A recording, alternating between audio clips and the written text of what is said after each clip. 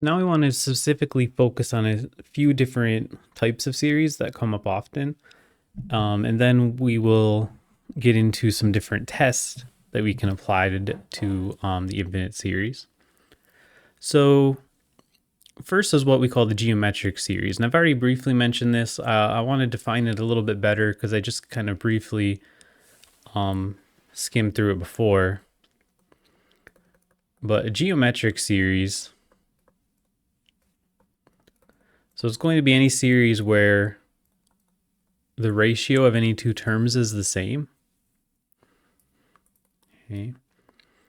So this is any series in the form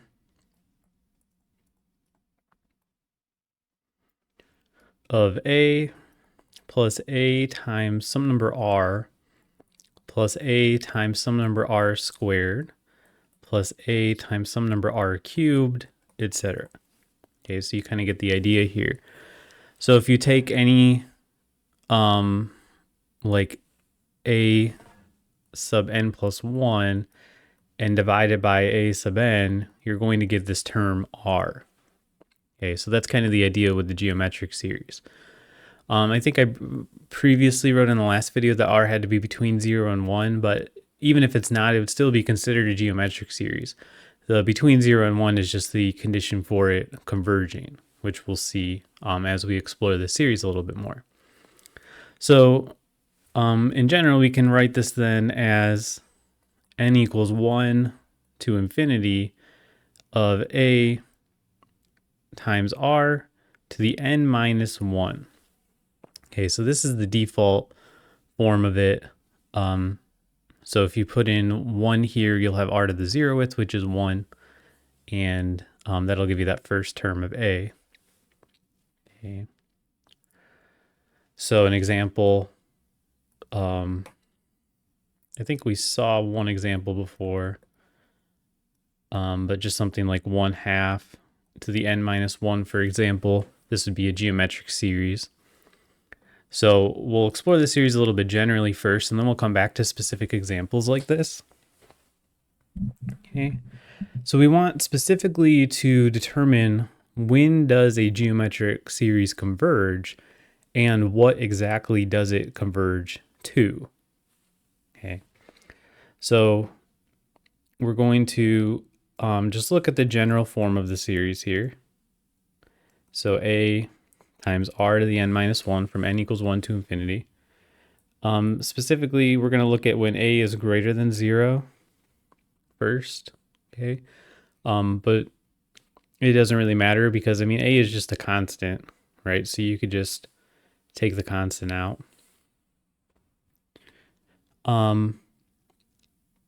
So let's look at the sequence of partial sums here. So S sub k will be n equals 1 to k of a to the r n minus 1. So this is going to be a plus ar plus ar squared. It's basically what we had written earlier, with the last term being a times r to the k minus 1. We want to consider the different cases of what r could be. Okay. So let's say if r equals 1, then what would this look like? Okay, then sk is going to be equal to a plus a plus a all the way up to this last one, which is a, right?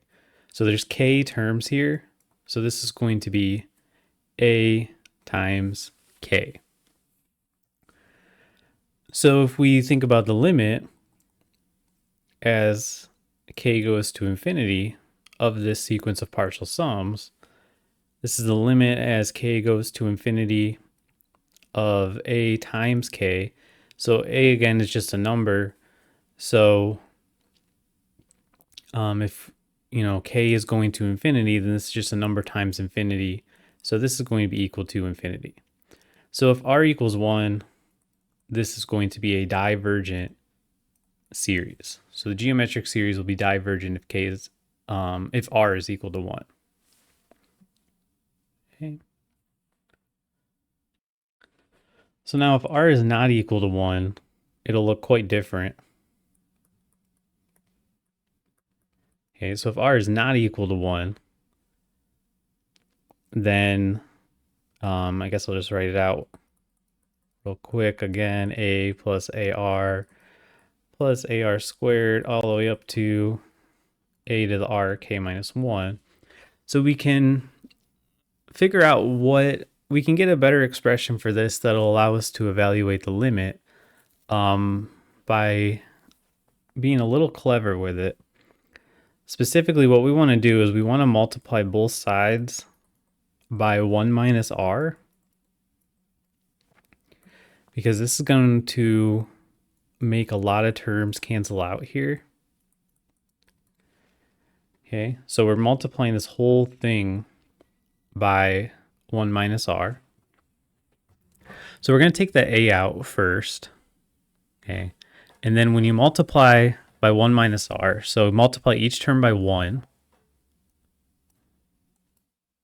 Okay, and you'll have 1 plus r squared all the way up to r to the k minus 1. And then we want to multiply every term by minus r.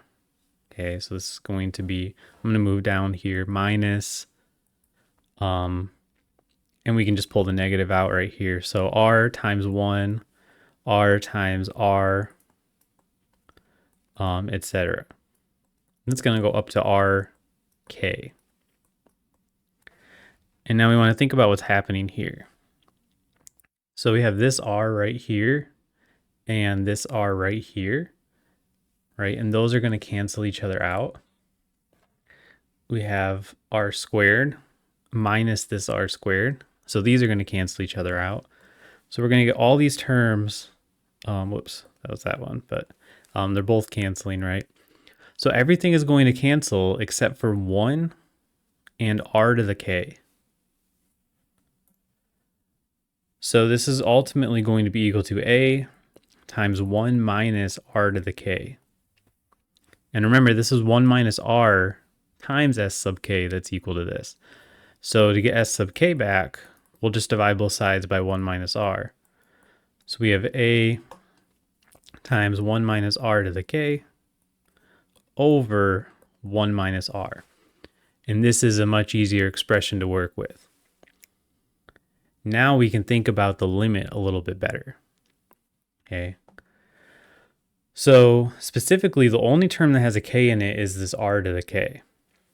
Okay. So if we just look at that term itself, r to the k, this is going to go, we talked about this a little bit before. If this is between 0 and 1, this is going to go to 0. So if the absolute value of r specifically is between 0 and 1, this is going to go to 0. Okay, because then it's going to be some fraction.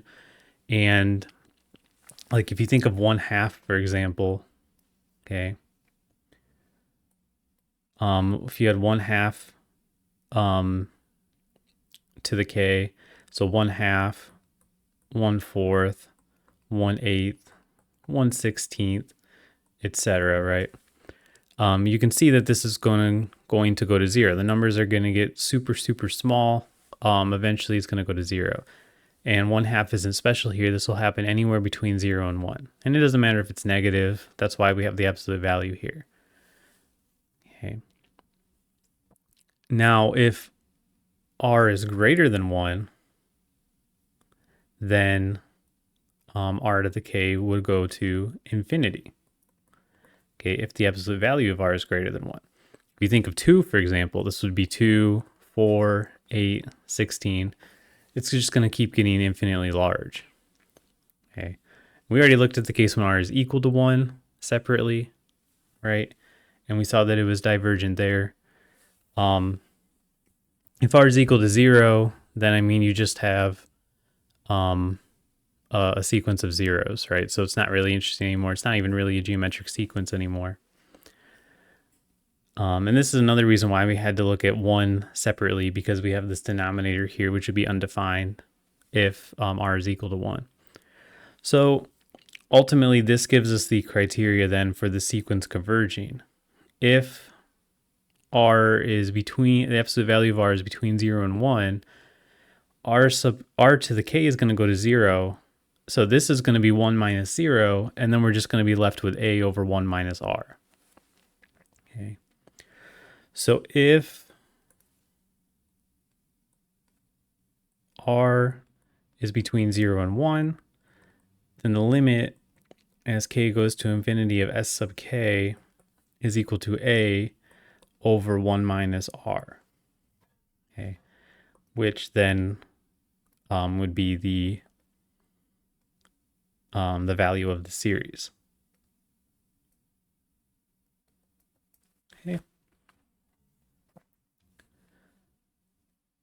Okay. So we'll do a few examples here. So the one we wrote up above, I think it was 1/2 to the n minus 1. Yeah. So let's look at that one. N equals 1 to infinity of 1/2 to the n minus 1. So here a is equal to 1, r is equal to 1/2. So this is going to be equal to 1 over 1 minus 1/2, which is just going to be 1 over 1/2, which is going to be equal to 2. Okay, so we have a nice clean formula to solve any of these series then. Now they might not always be given in this exact form. Like what if we got, for example, n equals 1 to infinity of 1/2 to the n instead of to the n minus 1? Then how can we adjust our series to account for this? Well, if we just think about this a little bit, okay, this is the same thing as n equals 1 to infinity of 1/2 times n minus to the n minus 1 times 1/2, right? If we use the exponent rules. And now we can use the constant multiple rule to pull that out.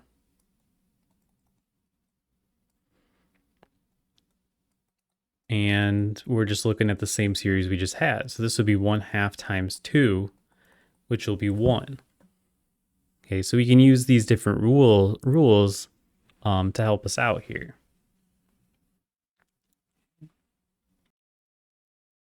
So let's look at another one here.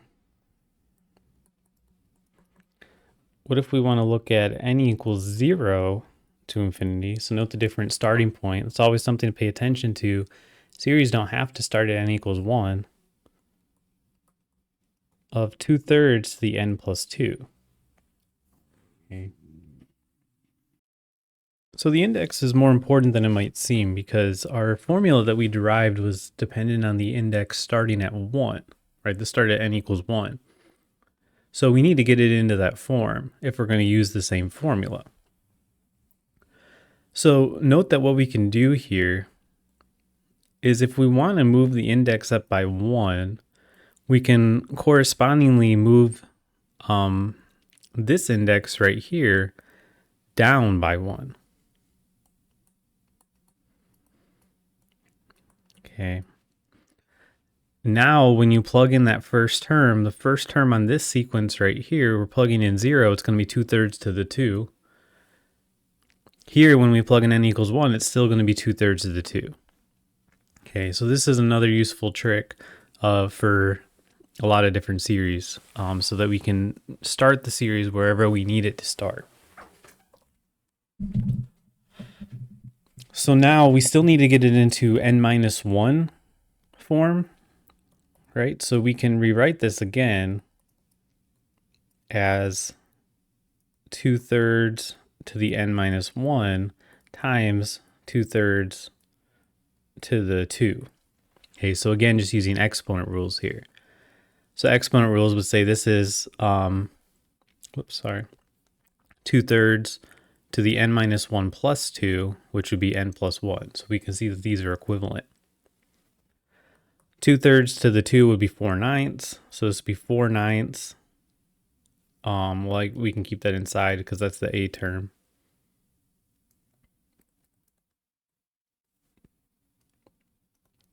So 4/9 times 2/3 to the n minus 1. And then we just go ahead and apply the formula. So we have 4/9 over 1 minus 2/3, which will be 4/9 over 1/3, which is 4/9 times 3 over 1. So we get 4/3. Okay. So, as long as you have that key part of having some ratio term, which is less than between 0 and 1, then you should be able to do some kind of algebraic manipulation to get it into that form to use that formula.